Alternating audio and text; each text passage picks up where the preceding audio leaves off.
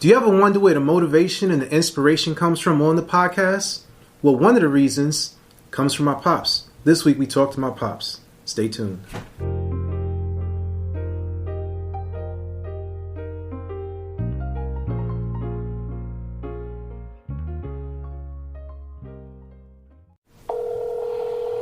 Hey, Mr. Brown, how you doing? Hey, Pop, how's it going? You got a couple of minutes?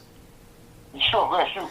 So, a lot of times when I'm writing songs, I always talk about working on the oil truck and how organized you were and how you kept everything together and how much inspiration you put within me to get whatever I want in life as long as I worked hard for it. And my question to you is, where did you get that mindset from? I got that mindset from when I was growing up. Because I grew up, Uncle Walter and Jenny, God bless their soul, they raised me, but they couldn't give me what I wanted. Right. You know what I'm saying? Like, I didn't wear Converse, I wore Skippy. Right. You know? And if I ate chicken, it was on a Sunday, it wasn't during the week. Right. And I caught an inspiration from them and saying, like, once I was able to work, then I would accomplish whatever I wanted, to the level which I grew to be. Mm-hmm. I've always had the inspiration to work and to make money. When I was 13 years old, I worked 3 jobs. Right. I worked at the gas station from 8 to 12. I worked at a restaurant from 12 to 3. Went back to the gas station. Well, matter of fact, back to the gas station from 3 to 6. And then I worked on a garbage truck from 6 to 12. Right. But Pop, so when I was at that age, I was making more money than what I can count. Got you. Yep. Yeah. So being that, we from Harlem, and Harlem has had a lot of drug dealers and a lot of things going on. Why didn't you ever get into that lifestyle? I did partially, I guess when I was 15. Right. I got into it slightly, but it just wasn't for me, because I almost got my throat cut. Okay. And then after then, I drove gypsy cab before your sister was born. And then one day, this guy named George Malone found out he was driving a tanker. Now, I used to work for him, driving a gypsy cab. And I jumped in the truck with him. And I was inspired by it so much that I told George, I sat in the passenger seat and I said, let me shift. And that's what he did. And I used to meet him every day. And then he took me, he worked for a company called Public Fuel. And he took me inside and they said, well, train him. And when you train him, give him to me. And I worked for George 3 months. And I was so inspired by the truck because I did not like working inside. Right. Then George used to buy me lunch, but he never gave me no money. And from watching him, I got to the point that where I was driving the truck, loading it and unloading it, and he was sitting over there asleep. Gotcha. He had showed me all the ropes, So, what was it about at that moment, shifting the truck, that just sparked something within you? Like, how did you know that was the thing that you wanted to do for 40 years? Because what happened was I didn't really like working inside. Mm-hmm. And when I was working inside, I was chasing the clock all day. Right. When I had a little job inside, from 8 to 4, I'm pushing the clock. I worked for the post office one time. And when I got in the truck, I was more elevated because I was trying to catch the clock, chasing the clock. Right. Yeah. So that's how that inspired me with that. Got you. Now, where did you get your advanced mathematics from? Because I know, you have such a keen memory for numbers and calculating stuff. And being that you never even finished high school, but how did you become a mathematician? Just by working with numbers. But do you remember was it like young counting money, or was it like somebody beat you out of something, or was it just counting cans? Like, what was the beginning stages of you like realizing that you could make math work for you? That worked for me from the time I worked, and calculate the money in the hours, and that's what inspired me with that, because I always had a good memory of numbers. And one of the things that inspired me is that I knew for years I memorized my driver's license number. Gotcha.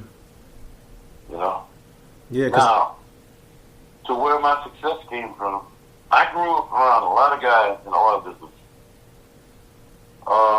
One guy was named Hubert Reeves. He was a reverend. This man was lightning fast. And he inspired me.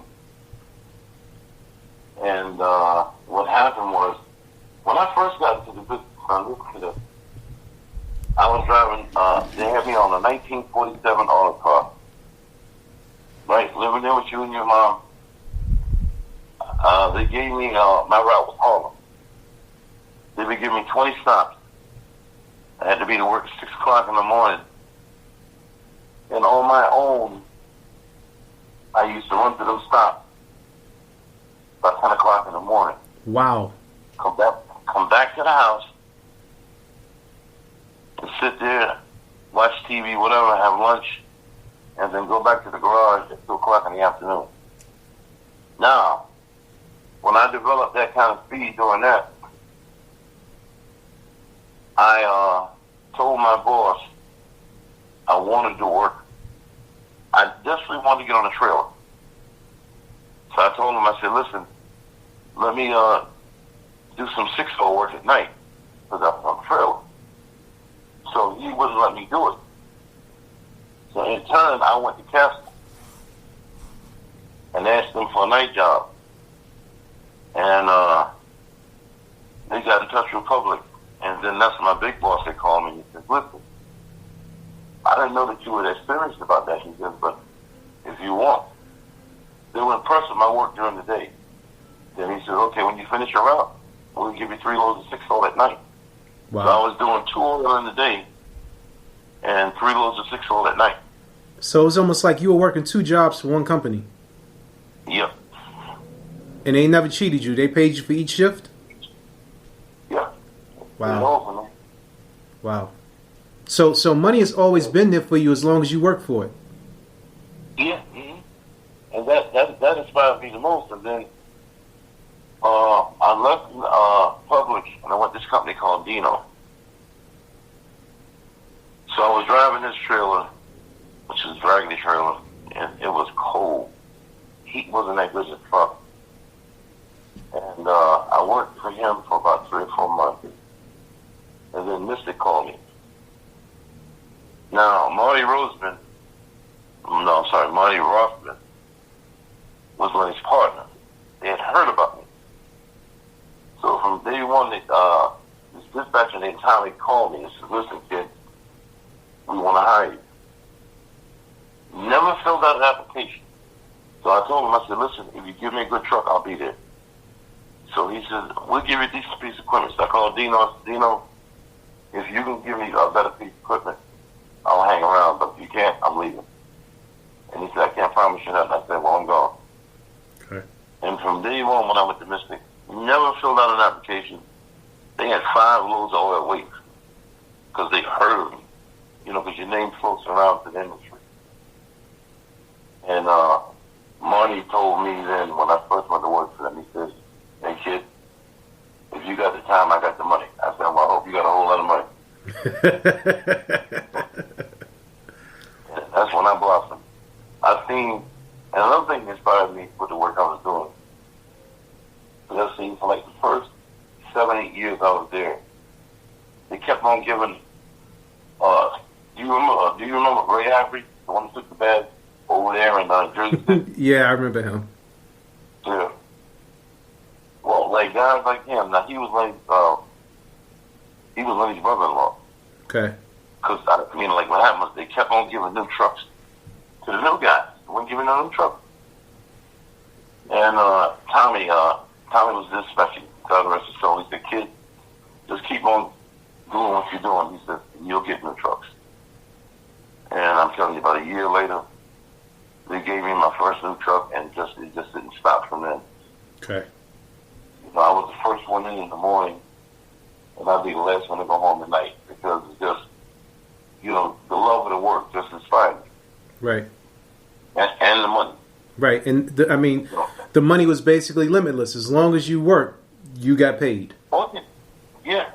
You know, like that job offered me, like, if I was in debt for something, I didn't have to worry about it, because I had to work my way out of it. Okay.